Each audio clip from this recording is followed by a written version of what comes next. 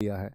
जैसे एम.आर. जयकर हम बात करेंगे आपसे, तेज प्रताप सप्रू हुए और बाबा साहब भीमराव अंबेडकर, ये तीन उन प्रमुख व्यक्तियों में से हैं जिन्होंने गोलमेज सम्मेलन जो कि 1930, 1931 और 32 में आयोजित हुए थे, उन तीनों में भाग लिया है। ओके, तो याद रखेंगे इस बात को। ये छोटी सी बात थी हमारी।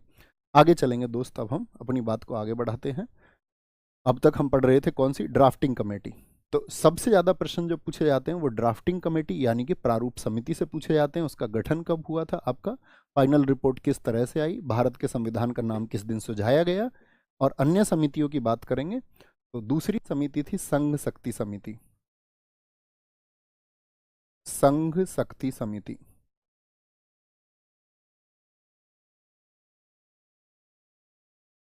संघ शक्ति समिति, union power committee, union power committee. और इसके जो अध्यक्ष थे, तीसरी और कमेटी नोट करना, अध्यक्ष एक साथ लिखेंगे, संघीय संविधान समिति, संघीय संविधान समिति। भारत के पहले प्राइम मिनिस्टर कौन थे? नेहरू जी थे भैया। इतना आसान सा प्रश्न अब हमसे ना पूछो। फेडरल, फेडरल कॉन्स्टिट्यूशन, क्या बोलोगे, कॉन्स्टिट्यूशन कमेटी।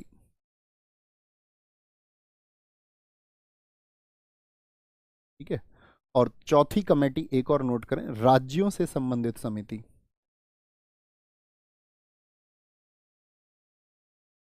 और राज्यों से संबंधित समिति।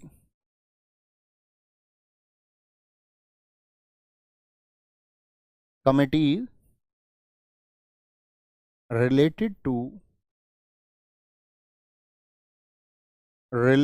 to states। देखो, अब आप सब लोग जानते हैं भारत एक संघ है, राज्यों का संघ है। भारत किसका है? राज्यों का संघ है। और इसके प्रमुख कौन होते हैं? प्रधानमंत्री होते हैं। और प्रधानमंत्री कौन थे भारत के पहले? तो ये काम दिया गया संघ और राज्यों से संबंधित समिति का, क्योंकि ये बात तय थी कि भाई जो प्रधानमंत्री होंगे वो नेहरू होंगे। तो इन समितियों के प्रमुख कौन बनाए गए कि संघ और प्रांतों से संबंधित जो भी कारोबार है वो दिया जाता है जवाहरलाल नेहरू जी को। तो कौन इनके अध्यक्ष बने थे? तो आप बोलेंगे भैया संघ, संघ से रिलेटेड कभी भी आएगा आपका तो हम बोलेंगे जवाहरलाल नेहरू, जवाहरलाल नेहरू। क्योंकि संघ और राज्यों का काम भैया प्रधानमंत्री का होता है, और ये प्रधानमंत्री जो हैं आपके पहले नेहरू तय हो चुके थे। ओके, पांचवी कमेटी नोट करेंगे जरा। पांचवी कमेटी थी नियम और प्रक्रिया समिति। किसी भी देश में नियम और प्रक्रिया कौन बनाता है? नियम और प्रक्रिया समिति, नियम और प्रक्रिया समिति। नियम का मतलब rules and procedure committee, rules and procedure, कि भाई जो संविधान सभा कार्य करेगी तो उसके क्या नियम होंगे, क्या प्रक्रियाएं होंगी। और एक समिति और बनाई गई आपका संचालन समिति, नियम और प्रक्रिया, और हर रोज का संचालन इस प्रकार होगा। संचालन समिति, जिसको स्टीयरिंग कमेटी हम बोलते हैं। क्या बोलते हैं इसको? Steering committee, steering committee. तो नियम और प्रक्रिया कौन बनाता है या संचालन कौन करता है किसी राज्य या देश का? तो आप कहेंगे भैया राजा करता है, राजा। तो ये काम दिया गया राजा अर्थात राजेंद्र प्रसाद जी को, डॉक्टर राजेंद्र प्रसाद। ये छोटे छोटे मैं हिंट आपको इसलिए दे रहा हूं ताकि आप चीजों को याद रख पाएं, थोड़ा सा रिलेट कर पाएं। राजा क्या करता है बताएंगे? राजा मतलब अर्थात राजेंद्र प्रसाद जी, वो भैया संचालन का जो काम है और नियम और प्रक्रियाएं किसी भी राज्य में कौन बनाता है? राजा बनाता है। डॉक्टर राजेंद्र प्रसाद थे। ठीक है। सातवीं समिति थी मूल अधिकारों के लिए, बड़ी महत्वपूर्ण है। यहाँ पर एक प्रश्न भी मैं आपसे पूछूंगा, जितने भी साथी बहुत दिन से पॉलिटी पढ़ रहे हैं उनको आंसर करना है। मूल अधिकार अल्पसंख्यकों, अल्पसंख्यकों बोले तो जो संख्या में कम होते हैं, माइनॉरिटीज की बात हम कर रहे हैं, संख्यकों, जनजातियों, जनजातियों एवं एवं बहिष्कृत, बहिष्कृत क्षेत्रों, बहिष्कृत क्षेत्रों से संबंधित क्षेत्रों से संबंधित सलाहकार समिति।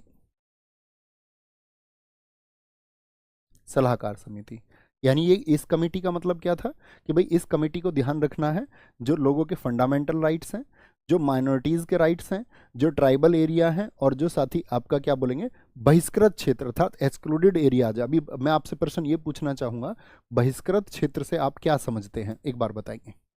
बहिष्कृत क्षेत्र से यानी कि एडवाइजरी कमेटी,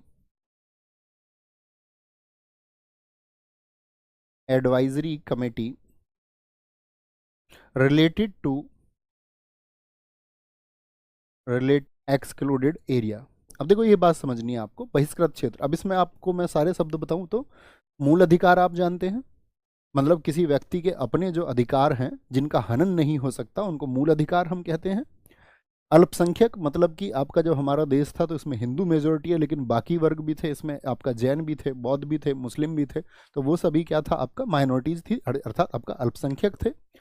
जनजातियों की अगर हम बात करते हैं आपका कि जो बिना किसी सुविधाओं के एक बहुत ही वंचित वर्ग है, ठीक है, जो संख्या में बहुत कम है, तो उसको बोलेंगे जनजाति। और बहिष्कृत क्षेत्र, पहली बात तो क्वेश्चन आएगा आपका, इस बात को मार्क करके रखना, जो एक्सक्लूडेड एरिया है उसको कब डिफाइन किया गया।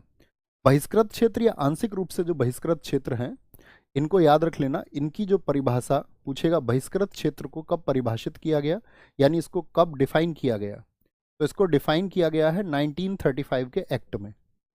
कहाँ पर डिफाइन किया गया है, 1935 के एक्ट में। और आप सारे लोगों को पता होना चाहिए जब तक संविधान नहीं बन जाता है तब तक भारत का शासन जो चलेगा वो किस एक्ट के अनुसार चलेगा, तो 1935 के एक्ट के अनुसार चलेगा। तो भैया बहिष्कृत क्षेत्र जब इसमें डिफाइन किए गए तो क्या बोला गया, यहाँ पर बोला गया वो क्षेत्र जिनमें अनुसूचित जाति यानी शेड्यूल्ड ट्राइब, अनुसूचित जाति अर्थात शेड्यूल्ड ट्राइब, एसटी की बात हम कर रहे हैं, शेड्यूल्ड ट्राइब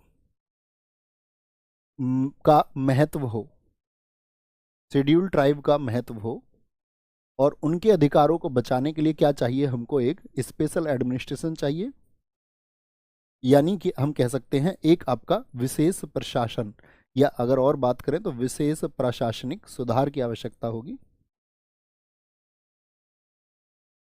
यानी कि स्पेशल एडमिनिस्ट्रेटिव रिफॉर्म्स। तो वल्लभ भाई पटेल जी को ये काम दिया गया कि भाई जो भी आपका एसटी हैं और किसी भी ऐसे क्षेत्र में है जो आपका बहिष्कृत क्षेत्र है, बहिष्कृत क्षेत्र, ठीक है, इसमें असम की बात नहीं की गई थी, आगे चल के जब हम सूचियों को पढ़ेंगे तो समझेंगे उस बात को। तो विशेष प्रशासनिक सुधार होंगे बहिष्कृत छात्रों के लिए, बहिष्कृत आपका क्षेत्रों के लिए, तो उससे संबंधित जो आपका साथी अध्यक्ष बनाए गए थे, यहाँ पे कौन बनाए गए थे, तो नोट कर लेना इसमें सरदार वल्लभ भाई पटेल। याद रखने के लिए बड़ा आसान सा शब्द है वल्लभ भाई पटेल। देखो आपका अधिकार कोई छीन ले अगर, ठीक है, आप अल्पसंख्यक हैं, जनजाति हैं, बहिष्कृत क्षेत्रों के लिए सलाहकार समिति बन रही है, एक मुख्य सलाहकार समिति, तो सलाह किससे लेंगे, सलाह ली जाएगी भाई से। सलाह ही किससे ली जाती है बताएंगे एक बार, सलाह दोस्त किससे लेंगे आप, मैंने आपको बताया नियम और संचालन कौन करेगा आपका, तो आप कहेंगे भैया राजा अर्थात राजेंद्र प्रसाद जी। और जब कभी सलाह की बात आएगी, आपके अधिकार कोई छीन रहा हो घर में, तो आप किससे डिस्कस करेंगे, सबसे अच्छा है कि आप अपने भाई से डिस्कस करें, तो वल्लभ भाई, ठीक है। आगे चलें, नोट कर चुके दोस्त, मैंने आपसे पहले भी रिक्वेस्ट किए प्रयास करना, मैं धीरे से लिखता हूं और आप भी मेरे साथ लिखते हुए चलें, बहुत कमाल होगा, ठीक है। थम्स अप कर दें एक बार, हाँ भैया हम अपने नोट्स, जो जो साथी अपने नोट्स खुद कर रहे हैं या खुद तैयार कर रहे हैं, खुद बना रहे हैं, बोलो भाई।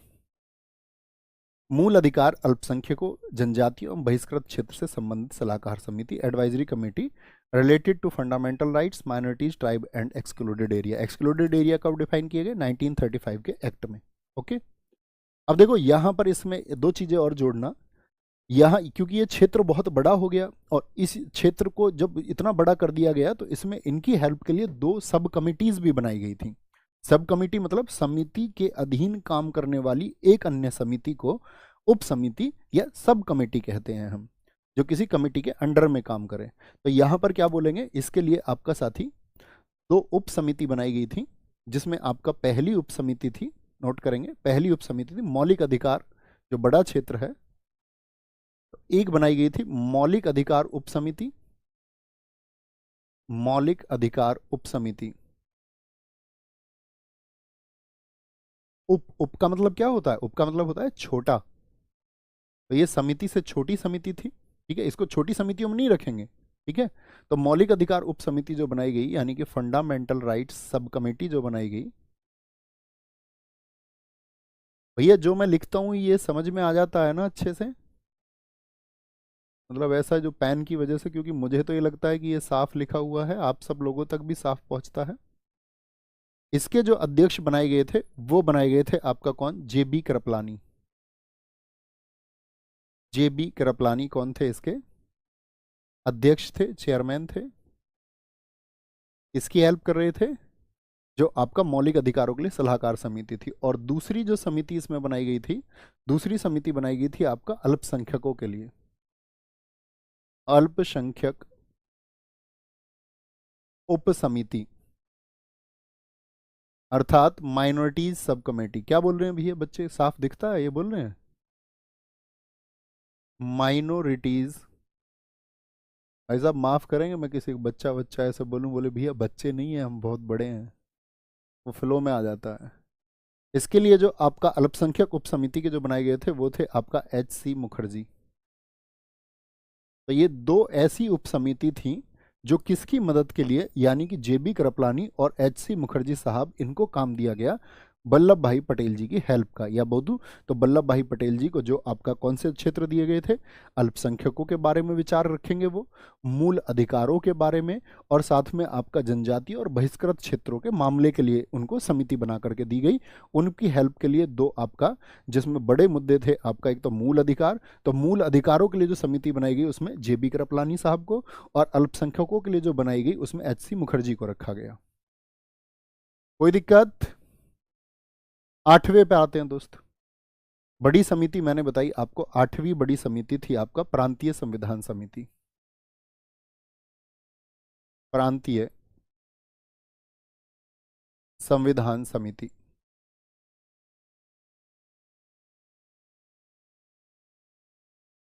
Provincial constitution assembly.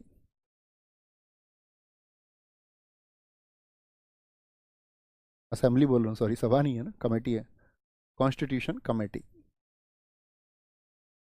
इसके प्रमुख कौन बने थे भैया? प्रांतों की जिम्मेदारी किसको दी गई थी बताएंगे? प्रांतों का एकीकरण किसने किया था? प्रांतों का एकीकरण वल्लभ भाई पटेल जी ने। वल्लभ भाई, वल्लभ भाई पटेल, ठीक है। तो ये हमारी 8 बड़ी समितियां हुई। एक बार फिर से नाम दिखा देता हूं आपको, इनके अध्यक्ष कभी नहीं भूलने हैं। प्रारूप समिति बोलेंगे, मेरे साथ बोलते चलें, इसके अध्यक्ष कौन थे आपका प्रारूप समिति के? बाबा साहेब भीमराव अंबेडकर।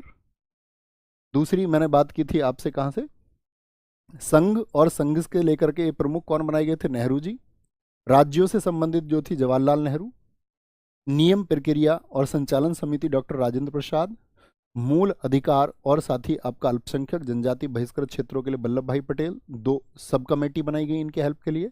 प्रांतीय संविधान प्रोविंशियल कॉन्स्टिट्यूशन, इनके लिए कौन बनाए गए थे? वल्लभ भाई पटेल। तो बड़ी समितियों से तो यहाँ से प्रश्न पूछे जाते हैं, लिखेंगे छोटी समितियां। अब ऐसा नहीं है कि ये सोचो कि भैया छोटी समितियों से प्रश्न नहीं आते, मैं ये कहूँ छोटी समितियों को अगर आप विस्तार से जान लेते तो सबसे ज्यादा प्रश्न आते हैं। लिखेंगे स्मॉल कमिटीज, छोटी समितियां, छोटी समितियां।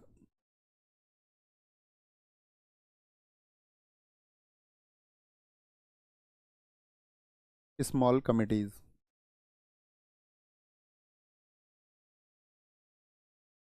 ठीक है। जिसमें सबसे प्रमुख आती है, लिखेंगे आपका, जिसमें सबसे प्रमुख आती है राष्ट्रीय ध्वज, राष्ट्रीय ध्वज तदर्थ समिति, नेशनल फ्लैग